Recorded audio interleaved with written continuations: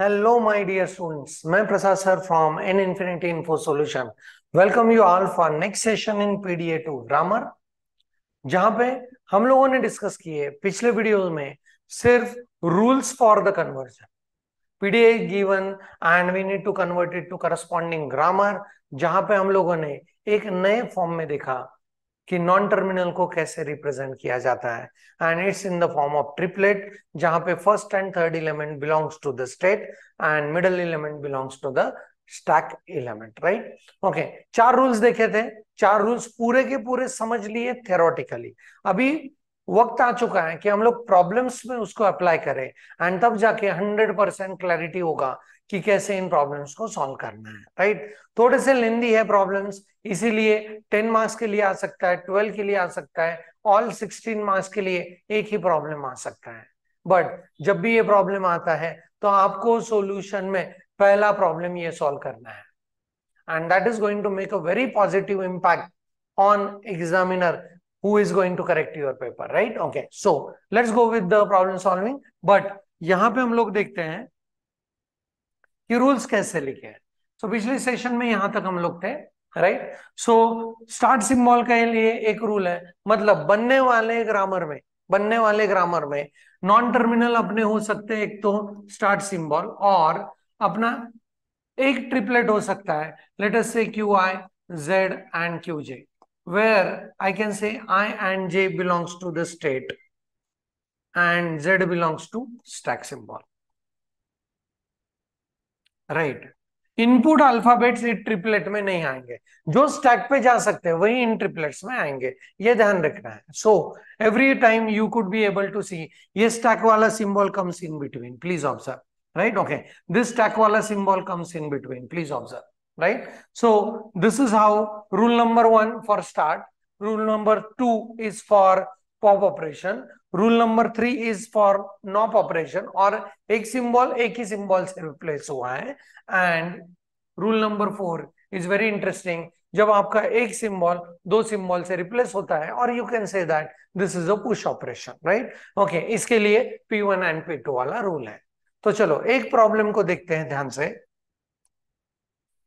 Right, so here the PDA is given to you and convert the following PDA into equivalent grammar. This is the simplest problem, right? तो सबसे पहले अभी approach देखना है क्या क्या है. अपने पास रूल्स है, कौन कौन से रूल्स हैं? एक स्टार्ट सिंबल का रूल है, दूसरा अपने पास इप्सिलॉन वाला रूल है, मतलब delta of Q I A Z gives me Q J epsilon. ये अपना first rule start symbol, second rule is epsilon, third rule is ऐसे कुछ है, delta of Q I A Z produces Q J Z one. Right, okay, and third rule and fourth rule अपने पास है, delta of Q I A Z gives me qj z1 z2. Right, okay, ये चार है. तो start वाला entity हर problem में चाहिए, because obviously every grammar should have what, start symbol. अभी आपको ध्यान से गिवन रूल्स को देखना है एंड फिर ये सोचना है कि ये रूल में कौन कौन से ये रूल फिट होने वाले हैं. Right, okay, so this particular symbolic notation can be treated as epsilon also. Right, okay, so अगर हम लोग ध्यान से इस डेल्टा को देखते हैं तो यहां पे देखो स्टार्ट वाला रूल तो चाहिए ही, दैट इज वेरी फाइन. उसके साथ इप्सिलॉन वाला, मतलब rule number 2 is applicable, rule 2 is applicable. Right, okay, next to that we have what, X Z, Z is replaced with X Z. Right, तो ये rule number 4 is applicable. Right, तो यहां पे मैं लिख रहा हूं, मैं इसको इरेज कर रहा हूं. राइट, राइट, तो यहां पे I will go with rule 4 and ये दोनों के लिए मेरे पास चाहिए व्हाट, रूल 3. राइट, ओके, ये हमने अभी डिसाइड कर लिया. अभी इस प्रॉब्लम को सॉल्व करने का अप्रोच क्या है वो ध्यान से देखते हैं. Right, so what I will do is I will take this problem towards this side.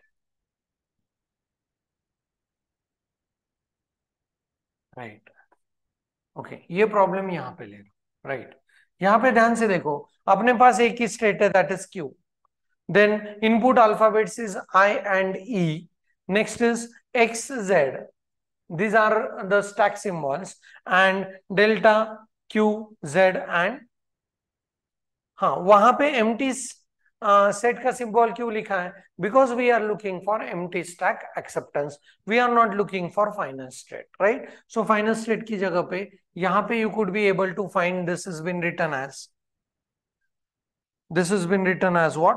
The empty stack symbol, right? Okay, अभी ये रूल्स है, तो इसके हिसाब से पहला अपने पास होगा स्टार्ट सिंबल का rule, right? Now start symbol का रूल क्या कहता है, राइट? यहाँ पे देखो ध्यान से,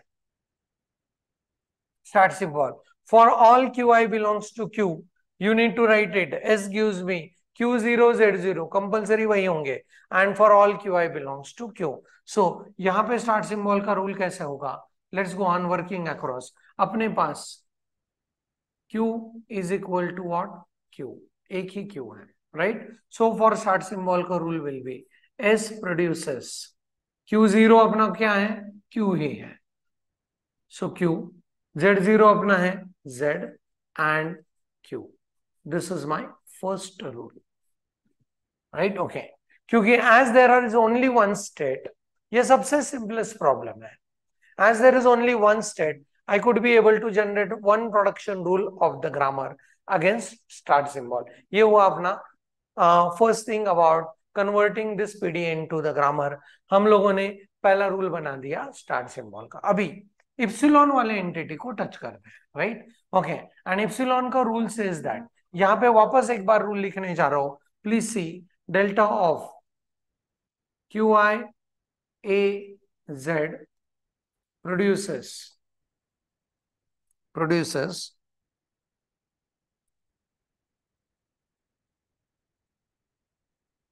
Q J and what? Z1.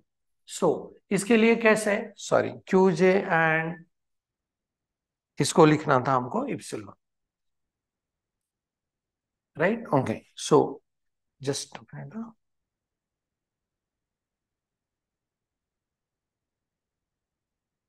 हाँ, सो इसको कैसे हम लोग बनाते थे, please observe.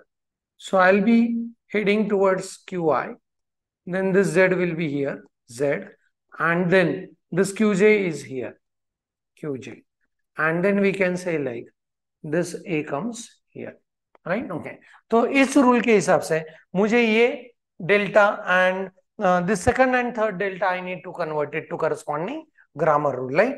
Okay, so let us take it as it is. So I go get it as delta of Q, E and X produces Q, and आप इसको epsilon लिखो या वो ट्रायंगल के शेप में लिखो, it's one and the same thing, right?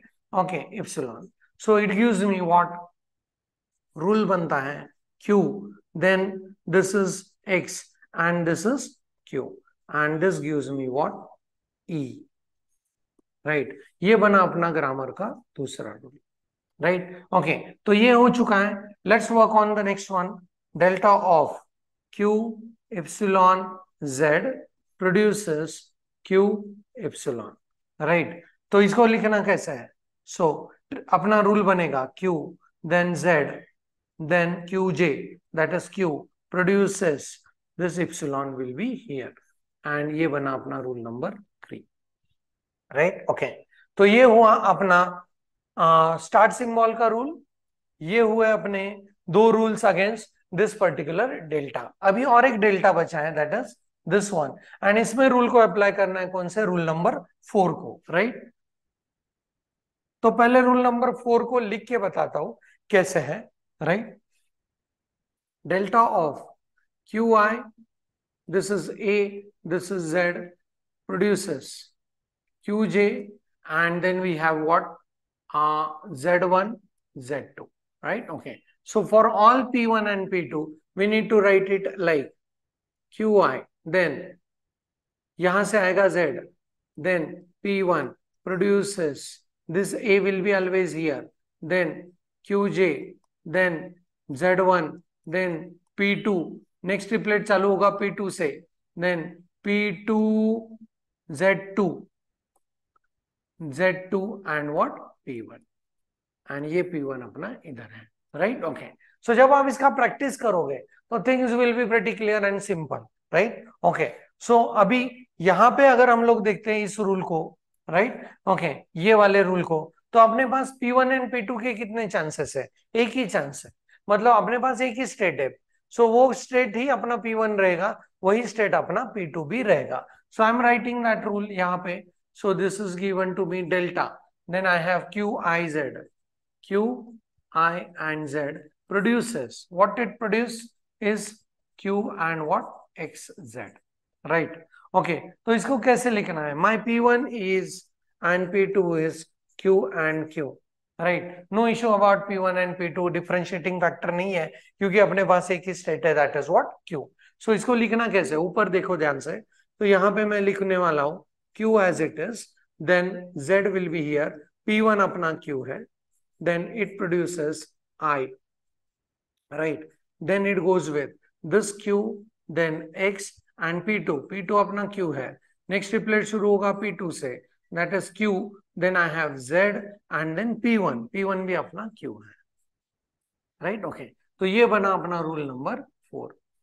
तो अपने पास अभी 4 प्रोडक्शन रूल्स है, पर जब भी हम लोगों ने ग्रामर को स्टडी किया तो प्रोडक्शन रूल्स अपने पास इस फॉर्म में नहीं थे, राइट, ये ट्रिपलेट के फॉर्म में नहीं थे। इसीलिए इन प्रॉब्लम्स को सॉल्व करते time the next step comes and that step is renaming. कौन सा स्टेप आता है? रीनेमिंग। एंड यहां पे रीनेमिंग कैसे होगा? प्लीज सी, रीनेमिंग करने के लिए will be using some specific technique. And हम लोगों ने ये शुरू में देखा है CFG में कि जब भी हम लोग ग्रामर के नॉन टर्मिनल्स को यूज करते हैं तो वहां पे अपर केस सिंबल्स यूज करते हैं, राइट? तो यहाँ पे इन ट्रिपलेट को भी हम लोग कन्वर्ट करेंगे अपर केस सिंबल्स, राइट? सो ट्रिपलेट में पॉसिबिलिटी क्या क्या है? ये जो ट्रिपलेट बनता है वहां पे हमेशा first and third symbol is belonging to state and middle symbol is always belonging to stack symbol. तो ये जो ट्रिपलेट्स बनेंगे वो किस हिसाब से बनेंगे? तो प्लीज ऑब्जर्व, अपने पास Q क्या है? This is only one state. And अपने पास स्टैक सिंबल कौन कौन से हैं? सो स्टैक सिंबल यहाँ पे मिलते हैं X as well as Z, right? तो अपने पास ट्रिपलेट फॉर्म होने के चांस क्या है? एक तो Q then X and Q, ये एक ट्रिपलेट हो सकता है, राइट ओके। इसको मैंने रीनेम किया with the capital A। And then next triplet अपना हो सकता है Q then Z and Q, तो इसको मैंने रीनेम किया कैपिटल B से। आई होप कि ये यहां तक का चीज आपको पता चला, right okay. This is going to be a very interesting now. Now जब भी हम लोग अभी इसको थोड़ा सा रिड्यूस करता हूं so that I can get some space for writing.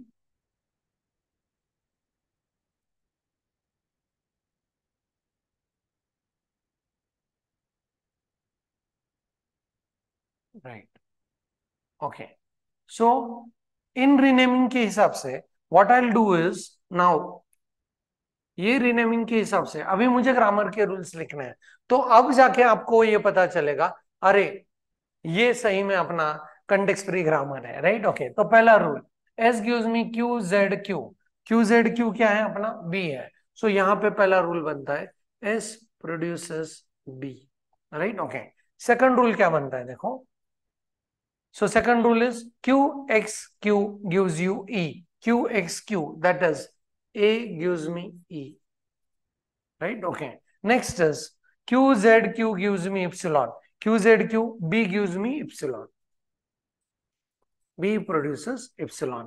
and last वाला rule है QZQ, QZQ that is what? B, B produces what? I followed by QXQ, QXQ क्या है अपना? A and followed by QZQ that is what? B, right? ये बन रहा है, right तो इस लैंग्वेज से मतलब ये तो हुआ अपना फाइनल आंसर कि ये PDA का equivalent grammar is this thing. And अभी आपको लिखना है इसके बाद कि if possible you can show like which languages can go on accepting at least it as it is the first problem, let me show you कि ये कौन सा लैंग्वेज को एक्सेप्ट करने वाला PDA है एंड उसका करस्पॉन्डिंग ग्रामर है, राइट? तो देखते हैं, एस प्रोड्यूसर्स बी बी को रिप्लेस करते हैं, it gives me with epsilon.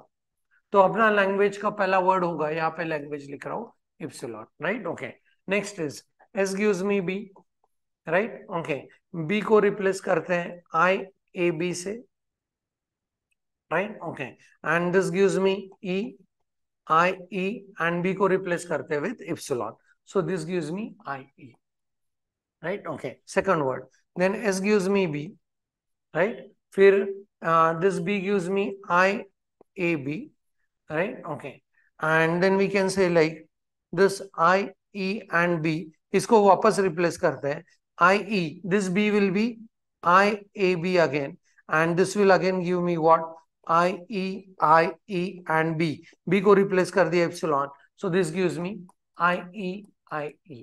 so ये लैंग्वेज है, language is I e raised to closure, right?